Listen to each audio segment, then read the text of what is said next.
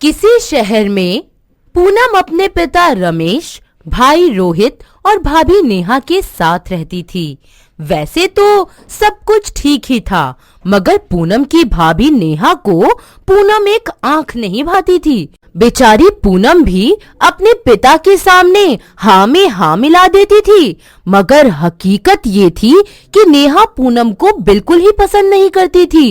वो यही सोचती थी कि कब पूनम की शादी हो और वो इस घर से जाए।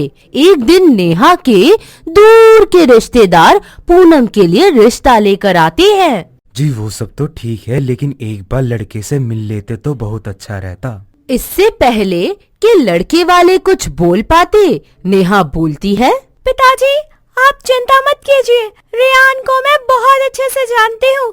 हमारी पूनम को इससे अच्छा लड़का कहीं नहीं मिल सकता। अपनी बहू की बातों को मानकर बिना लड़के को देखे ही पूनम की शादी रेयान के साथ तय हो जाती है।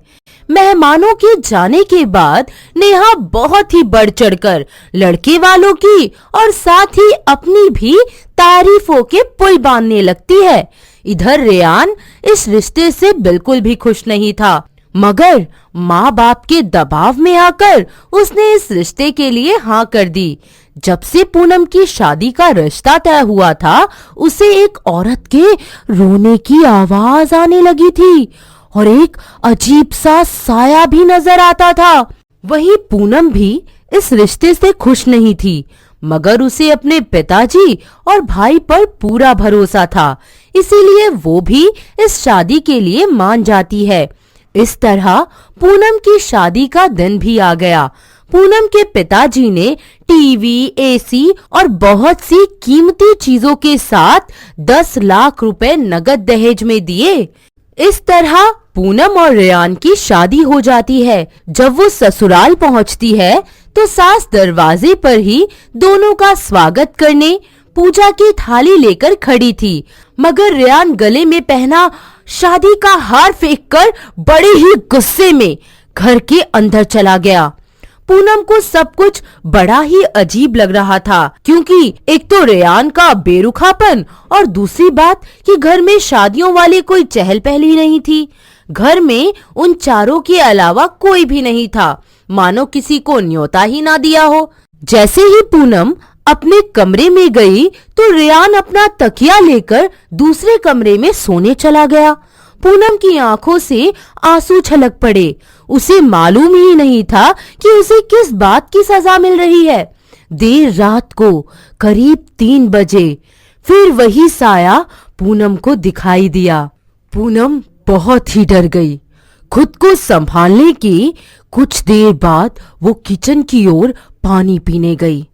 पूनम ने फ्रिज से बोतल निकाली और ग्लास में पानी डाला, मगर जैसे ही वो ग्लास अपने मुंह के करीब ले गई, किसी ने उसके हाथों से ग्लास छीन लिया और अचानक ही फ्रिज से हर चीज बाहर निकल कर आसपास घूमने लगी और वहां से अपने कमरे में भाग गई। सुबह उठकर उसने घर की सफाई की और नाश्ता बनाया। जब सब लोग खाना खा रहे थे तो पूनम ने रात वाली बात घर वालों को बताई। रेयान ने तो पूनम की ओर देखा भी नहीं और उसे पूनम का वहम कहकर बात टाल दी। रेयान को पूनम के होने या ना होने से कोई भी फर्क ही नहीं पड़ता था। उसने आज तक कभी पूनम से बात तक नहीं की थी। वहीं सास ससुर भी पूनम से ज्यादा बात नहीं करते थे, बस अपने कमरे में ही खुसर फुसर करते रहते थे। पूनम को मायके जाने की या आस पड़ोस में किसी से बात करने की इजाजत तक नहीं थी। ऐसे ही एक रात पूनम को आवाज आई, मुझे मत मारो, मुझे मत जलाओ, मैंने कुछ नहीं किया, मैं माँ बनने वाली हूँ, मुझे छोड़ दो, मुझे मत मारो।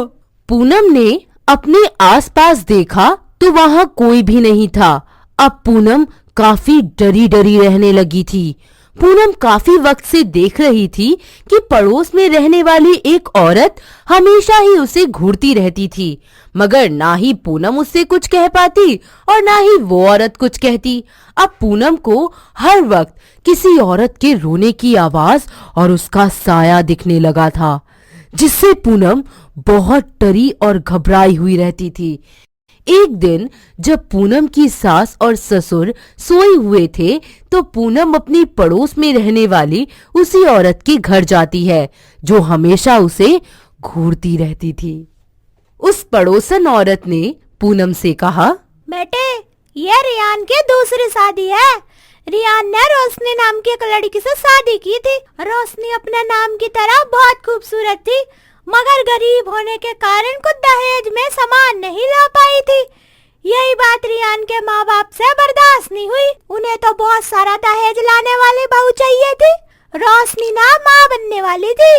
एक दिन जब रियान को काम के सिलसिला में 1-2 दिन के लिए बाहर जाना पड़ा तो इन जालिमों ने उस गर्भवती रोशनी को जिंदा जला डाला और उसे एक हादसा बता दिया। हाँ, ये सारी बातें सुनकर पूनम के पैरों तले से जमीन ही खिसक गई।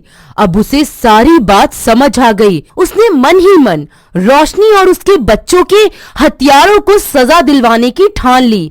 उस रात पूनम को फिर वही साया और बचाओ बचाओ की आवाज आने लगी, मगर उस रात पूनम बिल्कुल भी नहीं डरी। बहन, मुझे तुम्हारी सच्चाई मालूम हो गई है। मैं तुम्हारे और तुम्हारे बच्चों के हथियारों को सजा दिलवा कर रहूंगी। पूनम सोच रही थी कि कैसे अपने सास ससुर के खिलाफ सबूतों को जमा करे। तभी उसे एक युक्ति सूझती है। वो साफ सफाई के बहाने अपना फोन रिकॉर्डिंग मोड पर करके सास ससुर के कमरे में रख देती है और सास के पास जाकर कहती है, माँ जी, मुझे ना वो डरावना साया नजर नहीं आता।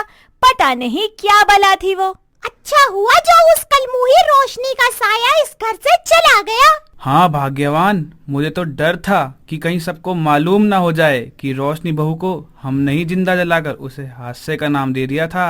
अरे धीरे धीरे बोलो, आजकल तो दीवारों के भी कान होते हैं। कहीं रियान ने सुन लिया तो लेने के देने पड़ जाएंगे। हाँ। अगले दिन पूनम फिर साफ सफाई का बहाना बनाकर फोन ले लेती है। रिकॉर्डिंग में सारी बातें सुनने के बाद वो पुलिस में अपने सास ससुर के खिलाफ गर्भवती रोशनी को जिंदा जलाकर हत्या करने की शिकायत दर्ज करवाती है। पूनम के दिए गए सबूतों के आधार पर दोनों को गिरफ्तार कर लेती है और दोनों को उम्र कैद की सजा हो जाती है। रेयान अपनी पत्नी और बच्चे के हथियारों को देखता है तो उसे रोशनी की याद आ जाती है और वो रोने लगता है। पूनम उसे संभालती है और उसके आंसू पोंछती है।